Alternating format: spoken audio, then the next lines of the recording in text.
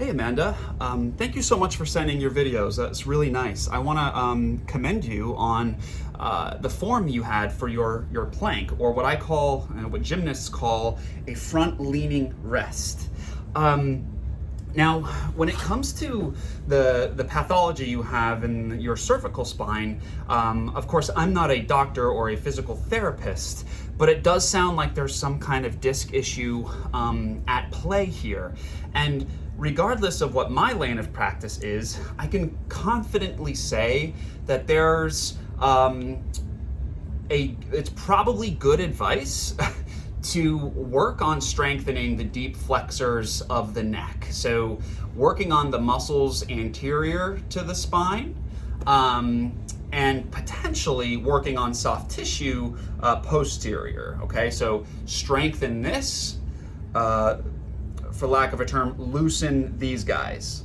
So do some soft tissue work here somehow, some SMFR or manual therapy by a professional, somebody who knows what they're doing, whilst getting stronger here. How do we get stronger in the neck flexion? But well, why would we want to do that first of all? Well, when there's pathology in a disc here, we can say that there's likely some kind of herniation, some kind of disc bulge, some kind of degeneration of the space between the discs, the intravertebral fluid. And so with that said, if that's causing pain, we would do well to avoid hyperextending the neck here. And this hyperextension is what is a problem for a lot of people. If they sit and type, they end up here, or if they text, they end up here. Shoulders here, so a lot of stress gets put on here, which means all this stuff back here gets tight and gunked up, and then this, because your neck's just hanging down, these muscles are seldom activated. These, those muscles that you make when you're upset. Here's an exercise you can start to do on your own, but it looks kind of silly and really easy, but you have to be careful and you want to accumulate load here. Basically, what I would have you do is place both your hands underneath your mid-back. You could probably rest your head on something soft like a pillow. And basically what I would want you to do is activate these muscles here and just gently lift your head off the floor. But you don't want to do it by doing this. This is a no-no. So kind of make like a double chin. Okay, I have my double chin. Lift my head here, count for 10, 9, 8, 7, 6, 5, 4, 3, 2, 1, and come back down.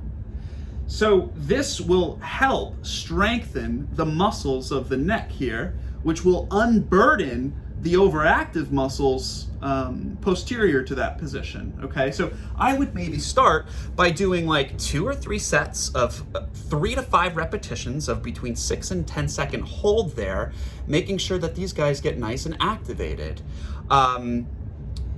When it comes to doing that plank, I really don't think you're doing anything wrong, but the unfortunate thing is when it comes to exercise, if something's causing pain, it's best to lay off of it. And then once you are symptom-free, you can try it again and build capacity that way. I only have one piece of feedback as far as that plank. It seemed to me that your hands were really close in together, which is relatively okay.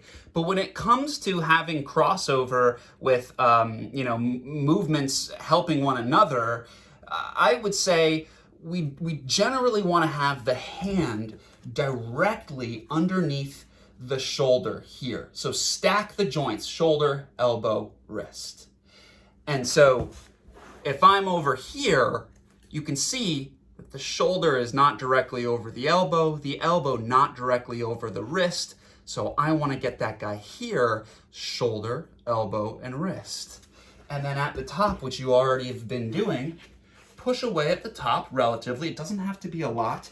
And then that exercise that I showed you on the floor, make sure you're doing that essentially during the plank position, which means make a double chin.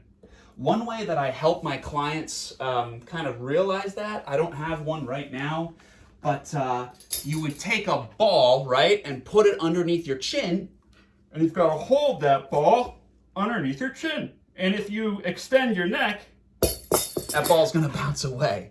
All right, so those two things. Do a little bit of rehab for the anterior neck muscles, okay, the deep neck flexors. Get some soft tissue stuff going here. Make sure that this stuff gets loosened up. Watch your posture. Never let your head protrude, you know, more than an inch past your clavicle. You know, if my head weighs like 8 pounds, if my chin goes out here, my head now weighs like 12 pounds. Here, 16. Here, 25. And that's why we get the disc issues in the neck, and it's very prevalent for people. Okay, really loved your text message. Thanks for updating me. All right, good luck. Talk to you soon.